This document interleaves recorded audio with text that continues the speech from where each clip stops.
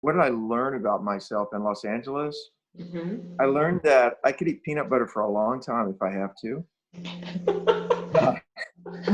um, uh, on a deeper level, I learned that I didn't really need the things I thought I needed, Mm-hmm. and I did not need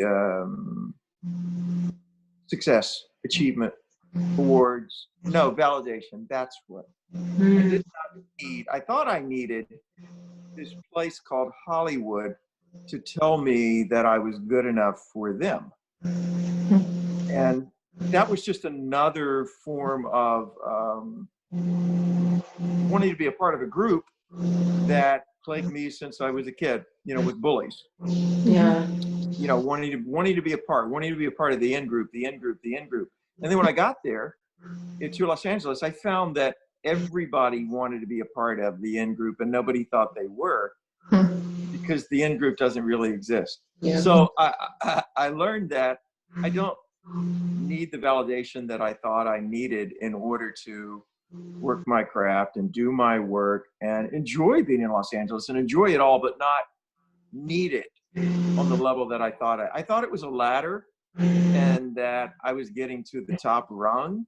And then I realized that the ladder actually is laid down horizontally and everybody's just running along the ladder. And then they get to the other end and they go, oh, maybe it's down here. And they run to the other side and we all go back and forth. So it was a great equalizer to realize that nobody really knew what they were doing and that nobody felt like they were a success. It reminded me of a Mark Twain quote: "The life has never been lived that was not a failure in the secret judgment of the one who lived it." And I find that to be true. So it's very liberating to realize that everybody else feels the same way you do. Nobody really feels that they know what they're doing. Yeah. And that's the thing about showing vulnerabilities. And in the arts, we get to do that. With anything that we do, we can show the vulnerabilities and the fragility of the human soul, but also the strength. And then that buoys other people to know. That's why I don't like celebrity culture, guys. I think it's poisonous. Toxic's a word overused, but it can be toxic because when we fetishize anyone, and I know we love to do it because humans are hierarchical, but when we fetishize another human being, we separate them from us and we make us less than. And we say, well, I could never be that because they're a separate class of person, and they're not. We are all made of the same stuff, but that's a lesson it's so hard for humans to learn and accept. But I really want to ask you too is, how does what you believe inform your work? I believe, and it's taken me 50 plus years to come to this belief, but I believe that love is it. That's all. Love is the founding principle of life. Love is the core principle of life. Love is the meaning of life. Love is the end of life. There is nothing else. And if a thing doesn't have love in it, and it's not of love, and you're not giving love and receiving love within it, more giving than receiving, the thing is valueless.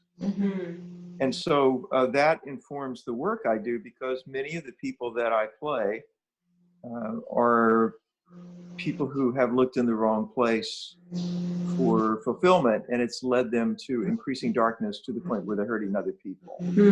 Because there's nothing but emptiness. You follow down a path of attainment without love, and there's nothing but emptiness. And so that informs. So when I play someone like Paula Corn in Circus of the Dead, who is a horrible human being, who has chosen to believe that life has absolutely no meaning, the strength of that portrayal, if there is any strength, comes from the fact that I vehemently disagree with that character. But I have to enter into his worldview, but it's all filtered through me.